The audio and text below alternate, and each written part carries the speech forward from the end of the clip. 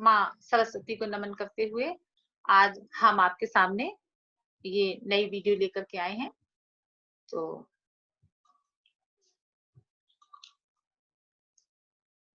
मैं पूर्णिमा Sharma, senior teacher Sanskrit इन MGGS English medium, city कोतवाली, धौलपुर।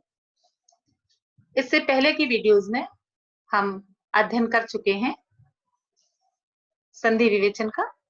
उसमें हमने स्वर संधि और व्यंजन संधि, इन दोनों संधियों के सारे भेदों का अध्ययन कर लिया है। आशा है आपको पसंद आई होंगी। आज हम अध्ययन करने जा रहे हैं विसर्ग संधि का। तो आइए शुरू करते हैं विसर्ग संधि।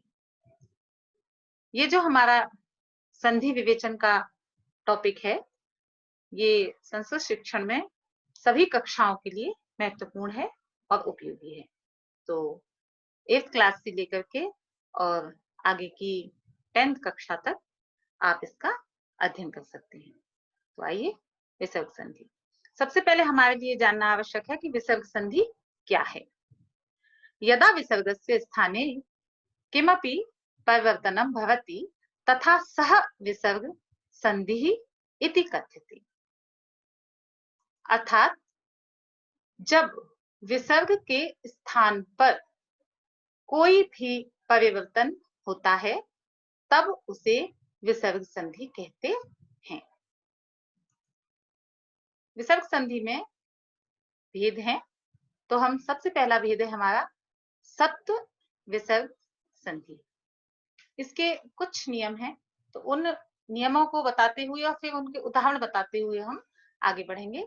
देखिए, विसर्ग के बाद सत्व विसर्ग संधि का पहला नियम, विसर्ग के बाद, विसर्ग आप जानते हैं, विसर्ग के बाद परपद, परपद अर्थात जब हम संधि विच्छेद करते हैं तो पूर्व पद प्लस से पहले वाला और परपद प्लस के बाद वाला। तो परपद में प्रथम वर्ण च छ आने पर विसर्ग का श तथा ट ठ आने पर श और त थ आने पर स हो जाता है।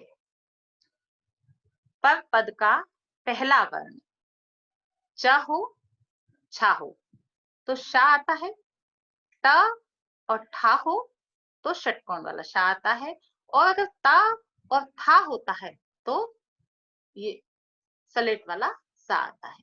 उदाहरण के लिए जैसे देखिए, कह धन चित, यहाँ पर चा आया है, तो ये जो विसर्ग है, इस विसर्ग के स्थान पर ये वाला शा आ जाएगा।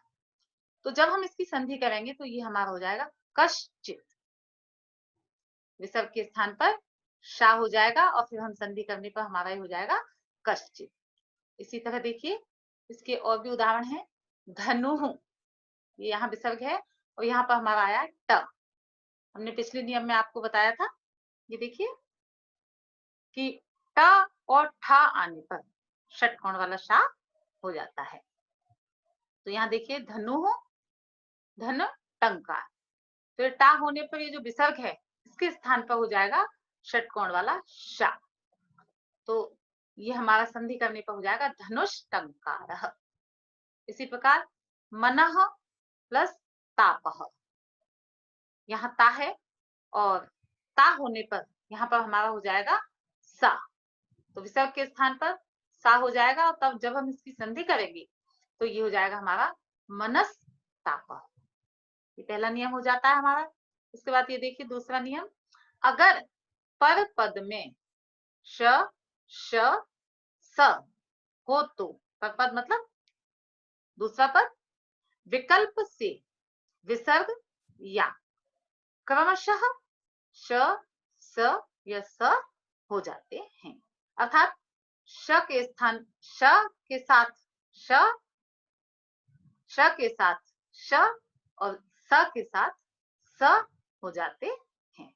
उदाहरण के लिए देखिए, रामः प्लस शेति, यहाँ पर हमारा विसर्ग है, लेकिन यहाँ शा है, तो या तो हमारा ये हो जाएगा रामः धनुष रामः शेते, अथवा जब हम इसकी संधि करते हैं तो ये हमारा हो जाएगा रामश्शेते। इन दोनों को ही सही माना जाएगा। कृष्णः सर्पः, कृष्णः सर्पः या कृष्ण सर्पः।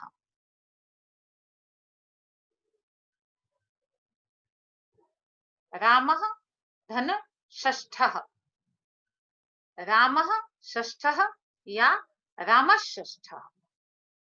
तो इस प्रकार से ये हमारा दूसरा नियम हो जाता है। फिर देखिए तीसरा नियम, प्रत्यय संबंधी क अथवा प से परे होने पर पहले शब्द के विसर्ग को स हो जाता है। जैसे यशः प्लस कम, यहाँ का है और ये जो हमारा कम है ये प्रत्यय संबंधी है, अतः ये जो विसर्ग है इस विसर्ग के स्थान पर सलेट वाला सा ये हो जाता है। और जब हम इसकी संधि करते हैं तो ये हो जाएगा हमारा यशश कम।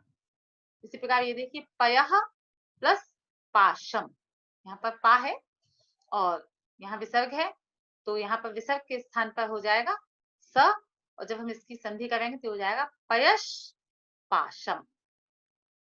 तो ये हमारी सप्त संधि के तीनों नियम हो जाते हैं। इसके बाद हम आगे बढ़ते हैं और हमारी दूसरी जो संधि है इसकी विसर्ग संधि का दूसरा भेद है उत्त विसर्ग। ये हमारा उत्त विसर्ग। तो यदि अ के बाद विसर्ग हो और उसके बाद वर्ग का तीसरा अक्षर अथवा य र ल व ह हो तो विसर्ग का उ हो जाता है। वर्ग का तीसरा अक्षर जैसे क वर्ग है तो क ख अगर गा है, च वर्ग है तो उसका च छ अगर जा है, तो विसर्ग के स्थान पर उ हो जाता है। और फिर जब हम इसकी पूर्व पद में आ और पर पद में उ हो जाएगा, तो उन दोनों की जब हम संधि करेंगे तो ओ बन जाता है। ये गुण संधि का उदाहरण होता है, गुण संधि इसमें चलती है, स्वर संधि की गुण संधि। जिस उदाहरण में जैसे कह प्लस वर्तति, इसमें देखिए यहाँ आ है, यहाँ विसर्ग है और इसके बाद ये है व, तो व हमारा यहाँ आ रहा है इसमें नियम के अनुसार, तो यहाँ पर ये जो विसर्ग है इसका उ हो जाएगा। और जब हम अ क के आ और उ की संधि करेंगे तो वो ओ हो जाएगा और ये हो जाएगा हमारा को वर्तते। उसी प्रकार ये देखिए नृपः प्लस रक्षति, नृपः में यहाँ आ है, ये विसर्ग है, यहाँ पर ये रा है, ये हमारा ये रा, तो रा के इसके स्थान पर ओ हो जाएगा, ये हो जाएगा नृपो रक्षति। इसी प्रकार इसके अन्य और भी उदाहरण हो सकते हैं, जैसे ग यहाँ पर अगर गा होता है तो गा होने पर भी यहाँ पर ये इस विसर्ग का उ हो जाएगा।